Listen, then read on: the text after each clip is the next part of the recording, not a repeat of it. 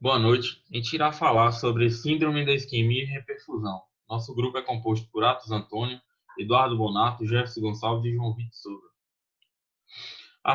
A síndrome do abdômen agudo ele é responsável por 20% dos internamentos hospitalares e equino sendo considerada a maior causa de óbito nessa espécie. Dentre as suas etiologias, os distúrbios associados à isquemia e reperfusão têm ganho importância, devido a elevadas incidências e taxas de óbito. As enfermidades intestinais primariamente associadas à isquemia compreendem os infartos não estrangulatórios e as obstruções estrangulatórias. Os infartos intestinais não estrangulatórios, eles resultam de obstrução vascular e nos equinos sua causa é o tromboembolismo nas artérias mesentéricas devido à infestação de um verme chamado Strongylos vulgaris, que é esse verme que apresenta ele antes de ter o controle parasitário nos equinos, ele tinha uma taxa de incidência muito enorme, afetava bastante os equinos. Porém, quando passou-se a ter um controle sanitário desses parasitas, a taxa caiu para 2,8% do total dos casos de não estrangulatórios, infartos não estrangulatórios envolvido pelo abdômen agudo. Sua taxa de óbito tinha uma incidência até de 84%. Porém, foram feitos controles parasitários e tal, e essa taxa foi diminuindo desses casos, diminuindo para 2,8%. Por outro lado, também tem os infartos estrangulatórios, que eles acometem muitos equinos, e eles são subdivididos em três estrangulamentos, que é a hérnia estrangulatória,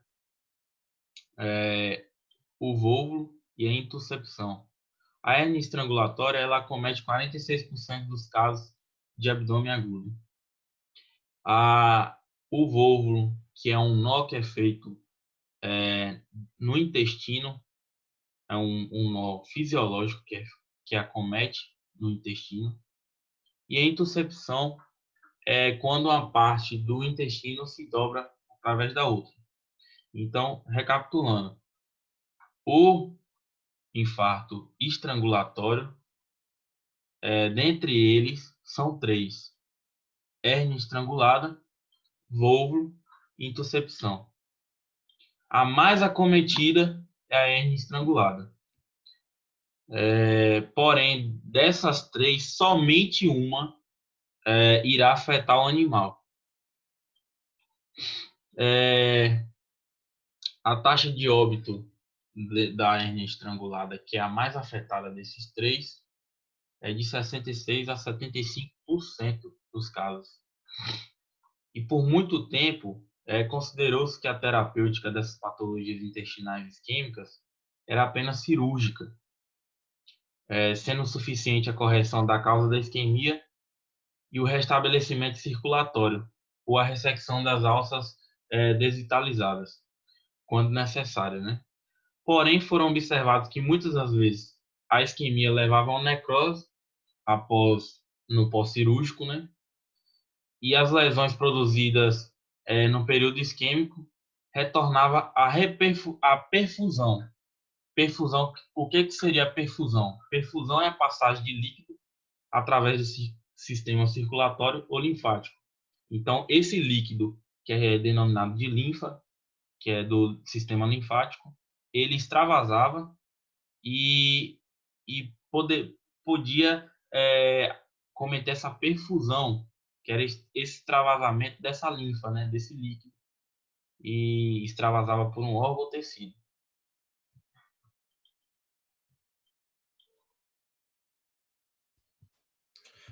Bem, eu vou falar sobre a fisiopatologia das lesões de isquemia e reperfusão no intestino. A isquemia é definida como a redução ou interrupção do fluxo sanguíneo, constituindo uma das principais causas de lesão tecidual. As alterações celulares são diretamente relacionadas à duração da isquemia e quando essa se prolonga, acarreta a necrose. Bem, Essas particularidades anatômicas na vasculatura tendem a favorecer uma hipóxia na mucosa do intestino através do mecanismo de contracorrente das vilosidades. Pelo que eu vi, esse suprimento sanguíneo ocorrerá nas vilosidades em uma artéria central única. A artéria é essa que permite uma difusão de oxigênio da circulação arterial para o leito capilar e a circulação venosa. E com isso, a concentração no sangue chega nas vilosidades de uma forma reduzida. Aí, no caso, quando está em condições normais, essa difusão passa a ser limitada pela alta velocidade do fluxo sanguíneo. Mas vejamos bem, com o estabelecimento da isquemia, ocorre a redução do fluxo arterial, e esse processo, pelo que eu vi, se intensifica e determina a redução da quantidade de oxigênio que chega à extremidade das vilosidades. Pois bem, através disso, pode levar à ocorrência de lesões isquêmicas e, vejamos bem, também podemos ocorrer uma lesão na mucosa, que provavelmente faz com que se torne mais grave no intestino, porque leva a efeitos maiores e intensos, pois ocorrerá uma absorção de toxinas e também leva a ocorrência de distúrbios hidroeletrolíticos e equilíbrio ácido-básico, que vai se manifestar em órgãos. E quando isso ocorre, o seu tratamento se passa a se tornar mais inviável e, consequentemente, mais difícil do que uma correção de distúrbio isquêmico, para ter mais difícil que uma ressecção cirúrgica intestinal. Olha, quando ocorre uma isquemia no animal, consequentemente leva a uma redução ou bloqueio da chegada de oxigênio nos tecidos. E isso faz com que impede o metabolismo energético aeróbio. Esse fato é determinante para, vamos dizer, a redução que ocorre nos níveis intracelulares de ATP e no distúrbio que ocorre na homeostase celular. Quando ocorre essa redução de energia disponível, leva a ocorrer também alterações na permeabilidade da membrana, que permite o aporte de sódio e cálcio e a saída de potássio da célula. Acontecendo isso, faz com que haja uma expansão citoplasmática e uma degeneração hidrópica. Além disso, esse acúmulo de cálcio intracelular vai promover a ativação das proteases, que degrada a membrana celular, cromatina e o citoesqueleto. E também determinando a ativação da enzima lá, fosfolipase A2.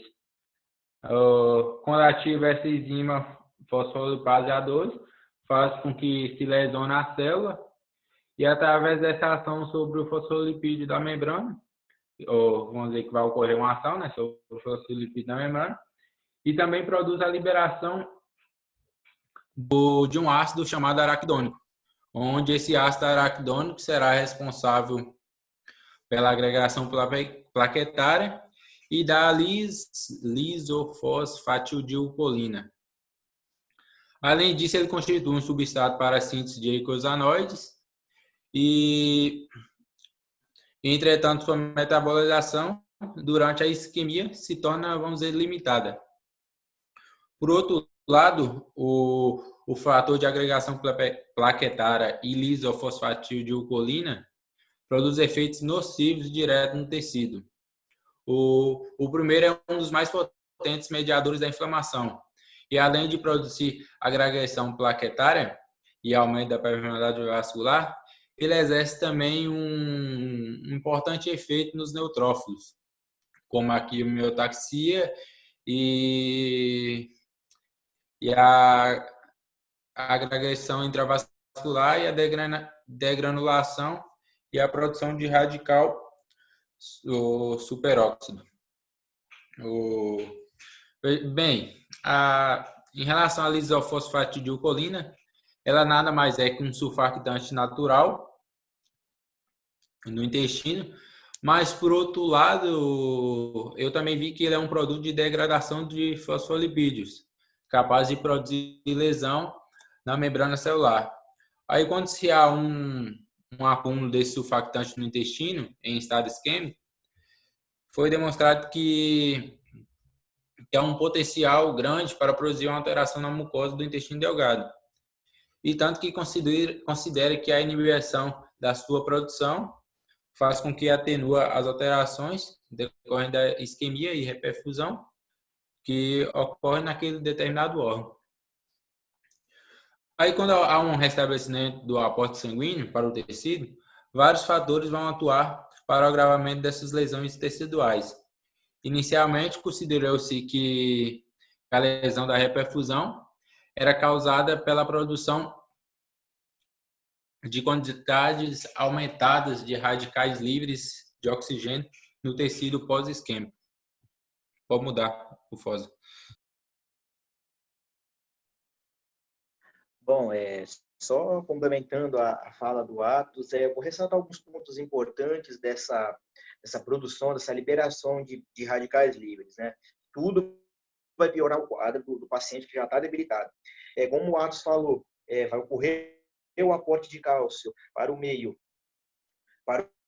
intracelular, vai ocorrer o aumento da atividade da fosfolipase, vai ter degradação de membrana celular, vai ter mais agregação plaquetária, vai ocorrer liberação de ácido araquidônio, liberação de prostaglandinas, de toda aquela cascata de inflamação, de tromboxanos, vai ocorrer a chegada dessas células de defesa, tudo isso vai lesionar ainda mais o tecido que já estava com problemas, vai agravar o quadro, essas células de defesa, essa agregação plaquetária, toda essa inflamação vai dificultar essa passagem do sangue, esses neutrófilos vão fazer liberação de ácido hipocloroso, que é extremamente lesivo esse tecido, até se fala na literatura que isso é uma segunda onda de lesões, no caso você está agravando um quadro, você está pegando, no caso um paciente já com os vasos sanguíneos já lesionados, está lesionando mais, é por isso fala a questão da segunda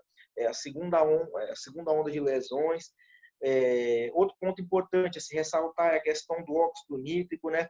Que ele em condições normais, em quantias normais, ele é um regulador da musculatura que ajuda a controlar, no caso, a passagem desse sangue. O seu excesso, principalmente no intestino, vai inibir essa motilidade, vai causar mais problemas para o paciente, e tudo isso agrava mais o quadro e complica ainda mais a situação do paciente, diminuindo as suas chances de tratamento. Pode continuar.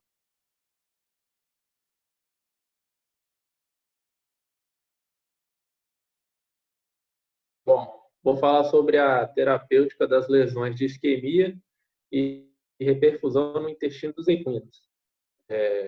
A terapêutica ela teve eficiência em atenuar os efeitos de isquemia no intestino em outras espécies.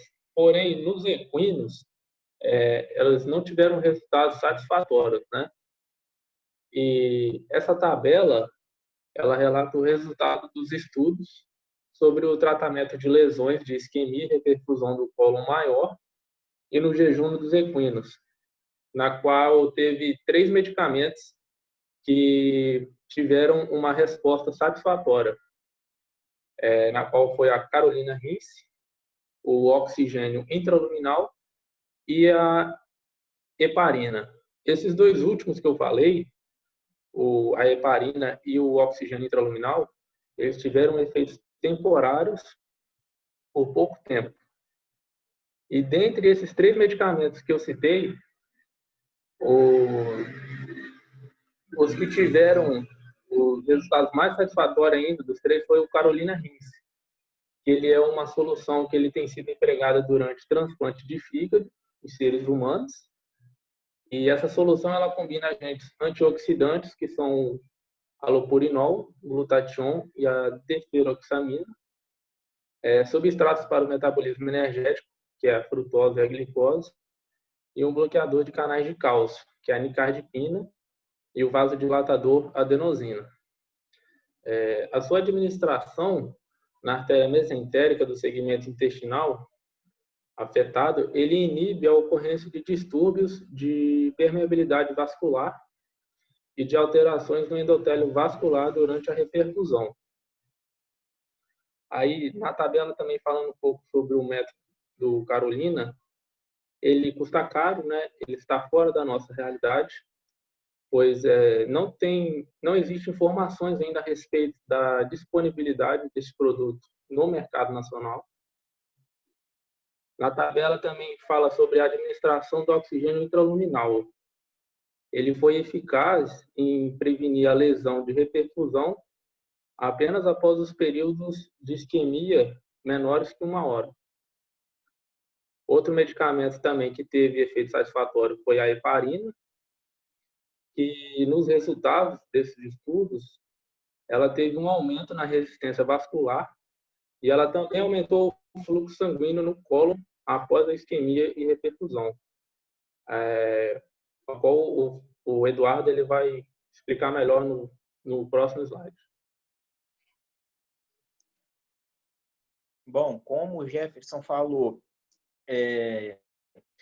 de todos os medicamentos que, no caso, foram testados, só apenas 3 mostraram uma certa relevância, um certo resultado positivo, que no caso ainda desses, todos os 3 não foi com tanto sucesso, porque todos tiveram problemas. A questão do oxigênio intraluminal e da heparina foi para pouco tempo, tem que se fazer mais estudo. O método Carolina Rins, para humanos, como foi dito, já é difícil conseguir ele para transplante de fígado, para medicina veterinária, ainda é algo muito fora da nossa realidade, não só pela questão financeira, pela questão de você trazer um produto de outro país, isso é muito complicado, precisa-se de mais estudos, mas como foi falado, é um assunto que se precisa estudar mais, como toda veterinária, no caso, envolvendo equinos, está em franca expansão, é uma área que ainda tem muito a crescer. Quem sabe no futuro esse método Carolina Rins a gente vai ter ele com mais acesso e a um preço mais acessível e mais estudos. Vai ser possível usar ele, vai se solucionar esse problema, obtendo uma maior taxa de sucesso, e o futuro, eu acredito que seja ele ou os outros 2 métodos, né, que precisam de ainda mais estudo para dar questão tempo. Mas acredito que é isso aí e obrigado pela atenção.